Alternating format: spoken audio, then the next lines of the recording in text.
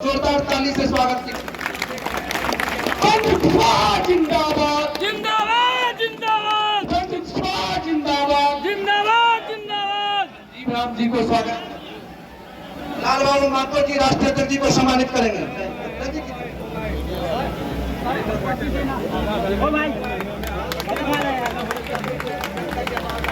अब महात्मा फूले जनता परिषद के जिलाध्यक्ष अनंत कुशवाहा जी स्मृति चिन्ह भेंट करेंगे राष्ट्रीय अध्यक्ष उपेंद्र कुशवाहा जी को। उपेंद्र कुशवाहा जिंदाबाद। बिहार का नेता कैसा हो,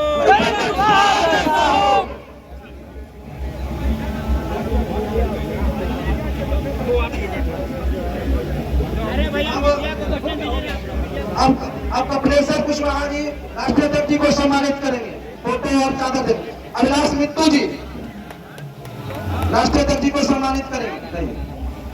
अब इस कड़ी को आगे बढ़ाते हुए प्रॉब्लम हो रही है और इंद्रजीत शाह जी जननायक का स्मृति चिन्ह दे करके तैल चित्र दे करके माननीय राष्ट्रीय अध्यक्ष जी को सम्मानित करेंगे। जननायक का पूरी स्मृति के तैल चित्र दे करके जोरदार ताली। आगे आगे में आगे जोरदार ताली। ताली में कमी नहीं हो रही। तमाम दाहिने तरफ जो भी साथी बैठे हुए सामने मंच के सामने आ जाए। अब इस कड़ी को आगे बढ़ाते हुए अब आपके बीच माननीय राष्ट्रीय अध्यक्ष जी आपके बीच आ चुके हैं। हम और आप राष्ट्रीय अध्यक्ष जी के बीच दीवार नहीं बनना चाहते हैं। अब हम आग्रह करना चाहते हैं माननीय राष्ट्रीय अध्यक्ष उपेंद्र कुशवाहा जी से आवे और दो शब्द जननायक के प्रति श्रद्धा सुमन अर्पित करेंगे और आपसे अपनी बात को रखेंगे। उपेंद्र कुशवाहा जिंदाबाद जिंदाबाद जिंदाबाद। उपेंद्र कुशवाहा जिंदाबाद। भाइयों, मित्रों और मीडिया के बंधुओं, जिस महामानव को याद करने के लिए हम सब आज यहाँ उपस्थित हुए हैं, सबसे पहले मैं जननायक के चरण में अपनी ओर से आप सभी लोगों की ओर से श्रद्धांजलि अर्पित करता हूँ, श्रद्धा सुमन अर्पित करता हूँ।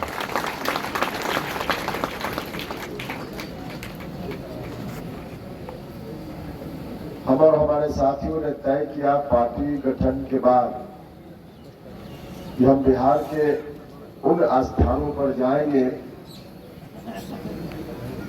जहां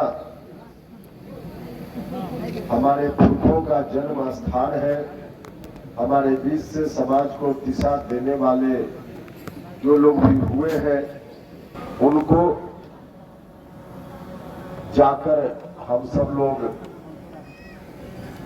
याद करेंगे, उनका चरण स्पर्श करेंगे और फिर इसी क्रम में आप सब लोगों से भी बात होगी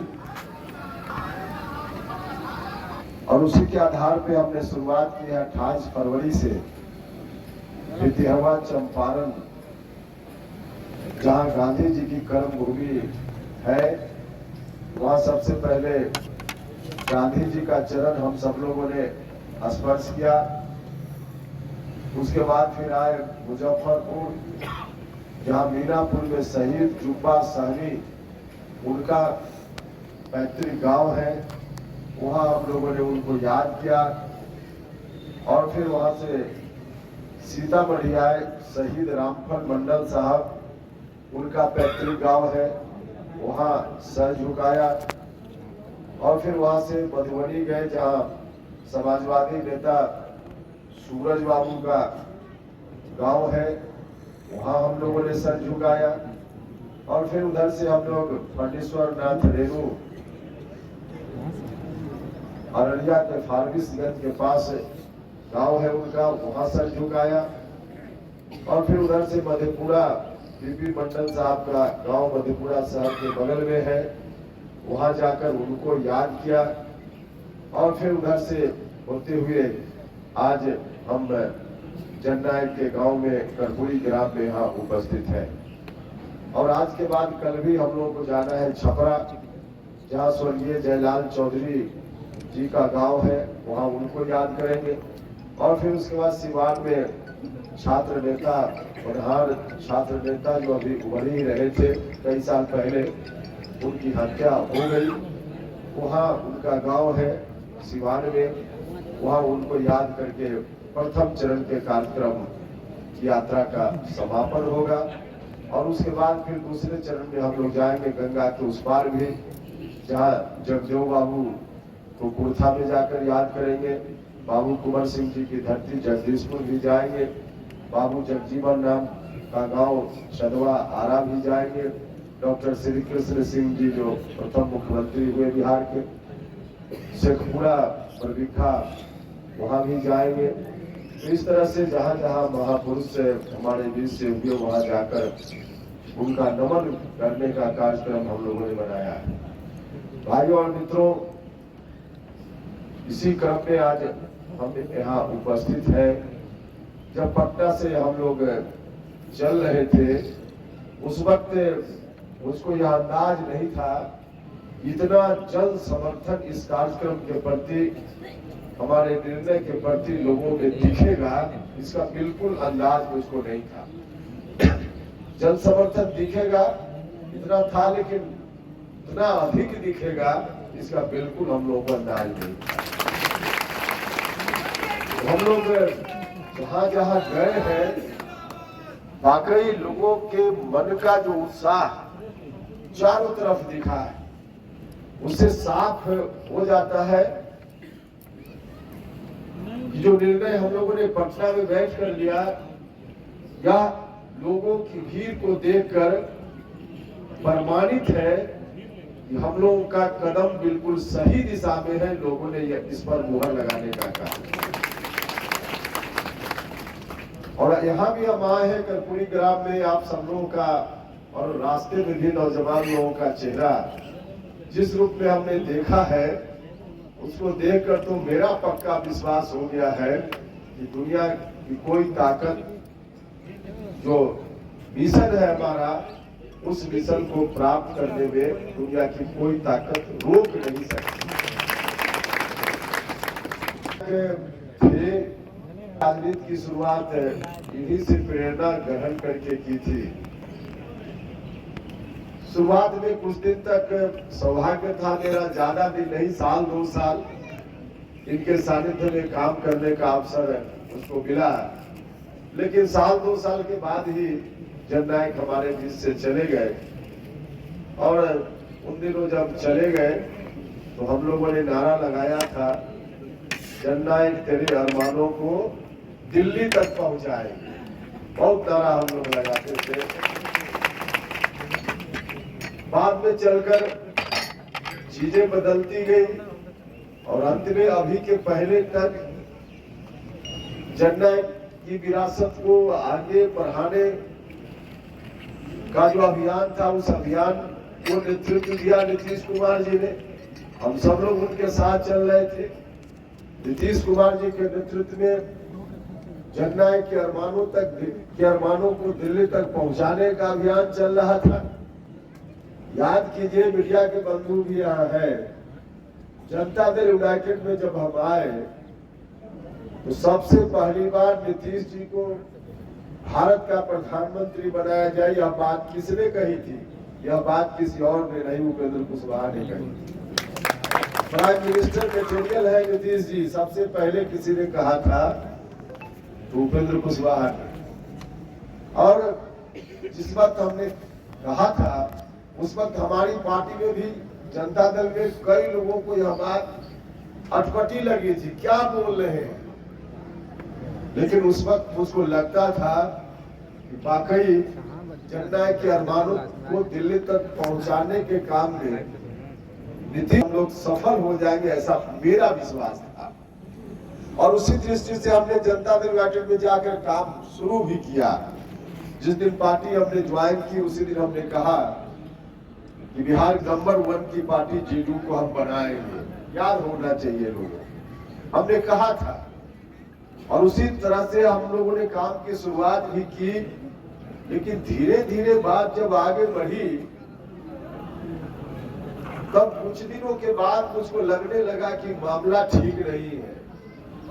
जिस पार्टी को नंबर 1 बनाने की बात हम कर रहे थे, नंबर 1 क्या बनती पार्टी धीरे धीरे और कमजोर होने लगी। जब कमजोर होने लगी तब हमने पार्टी के अंदर सवाल उठाया, पार्टी की मीटिंग में सवाल उठाया, नीतीश कुमार जी से व्यक्तिगत रूप से मिलकर हमने आग्रह किया, बताया उनको यह ठीक नहीं है। हम लोग दल को नंबर 1 बनाने की बात करते हैं और दल का जनाधार ही खिसकता जा रहा है। जो चुनाव हुआ महागठबंधन बनने के बाद उसमें दिखा साफ साफ। हमने उनसे कहा कि पार्टी कमजोर हो रही है, वाकई धीरे धीरे कमजोर हो रही थी। अब तब मुझको लगा कि अब हम प्रधानमंत्री बनाने की बात करते हैं और जो हमारा आधार है वही खिसक जाएगा तो दूसरे से हम सहयोग समर्थन क्या मांगेंगे। हमारा आधार मजबूत होगा तभी कोई हमारा साथ देगा, समर्थन देगा, और हमारा खुद ही आधार कमजोर होगा कोई नहीं देगा साथ सहयोग। और यह सच है, जिसके घर में कुछ होता है थोड़ा, उसी को बगल वाला उधार भी देता है। जिसके घर में कुछ नहीं है उसको कोई उधार नहीं देता।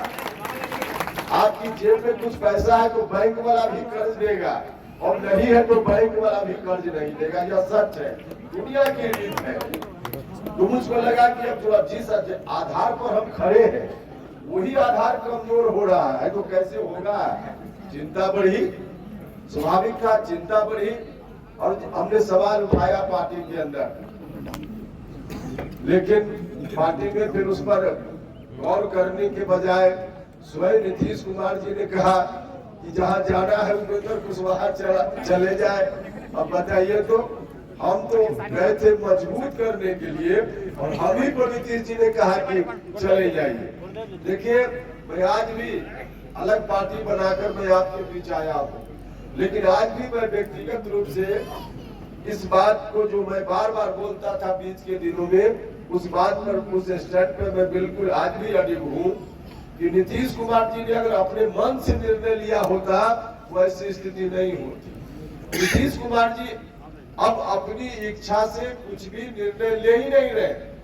पूरा का पूरा नीतीश कुमार जी ने किसी और के समक्ष आत्मसमर्पण कर दिया है, आत्मसमर्पण कर दिया है। और आत्मसमर्पण किया हुआ कोई नेता, अब भारत का प्रधानमंत्री क्या, कोई आत्मसमर्पण किया हुआ नेता तो गांव का मुखिया भी नहीं बन सकता है।